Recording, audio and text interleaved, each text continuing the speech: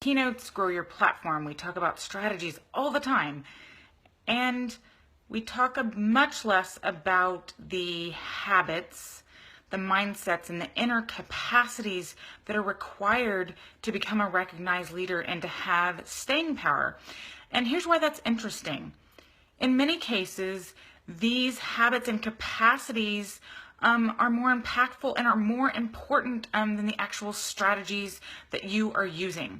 So today I want to talk about one of these habits that every thought leader needs to become a recognized leader and how you can cultivate it.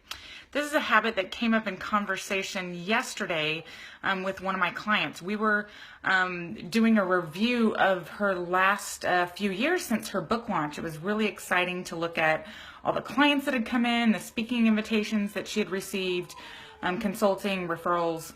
And as part of that celebration of success, we looked at some of the patterns in terms of where those referrals came from, how she received those invitations.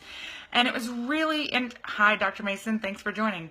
One of the things that we noticed was that she received multiple speaking invitations just from one keynote, and not just additional speaking invitations, but consulting opportunities and certification clients. Also, it was very clear that her efforts to build relationships with two significant industry associations had made a significant impact on her business over time, because it not only resulted in multiple speaking engagements and keynotes, but clients and certification candidates. And the one thing I want to share about this is that these results are not accidental. This doesn't automatically happen. It's the direct result of her practicing a key habit, and the habit is this: to make the most of your opportunities. So in the thought leader world, it's harder to build an audience than ever before, and many of us scramble and work our little tails off to build 50 different relationships, or to bring in 50 distinct opportunities, when if we would nurture and grow the 10 to 15 opportunities that we've been given, those will multiply into more speaking opportunities, more clients, more referrals with a lot less work. Plus, when a group or organization likes your work, you want to pay attention and find other ways that you can collaborate with them. So I'm going to share a couple of ways that you can develop this habit. The first one is to look for follow-up opportunities with the same organization that you just served.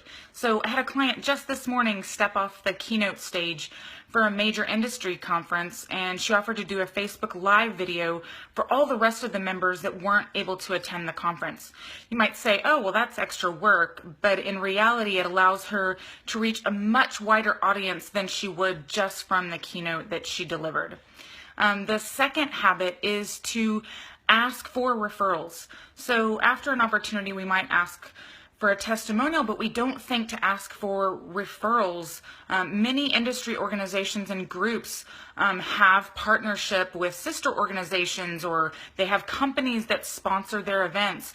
Ask the conference organizer or curriculum development officer that brought you in to share a guest article or post. Ask them what other organizations and groups could benefit from your message and thought leadership, and be courageous and ask for that referral. Of course, that assumes that you did a great job in delivering your interview, your guest post, or your keynote. And the third way to develop this habit is to keep in touch. Oftentimes there will be future opportunities, but not right now. And if you don't foster that relationship and stay in touch, you miss out on that opportunity that comes 6 months, 12 months, or even 18 months down the line. Okay, so those are a few ways that you can develop this habit of making the most of every opportunity that comes your way. We get caught up in this myth of the magic bullet, and we hope these single strategies or these single opportunities will make or break our success, when in reality it's making the most of what's in front of us. So in closing today, I would love to hear what you are doing to make the most of each and every opportunity that you're given to speak to a new audience, whether it be a guest post, an interview, a podcast, a webinar, a keynote. Share what's working in the comments below. I'd love to hear from you, and look forward to chatting with you guys again soon.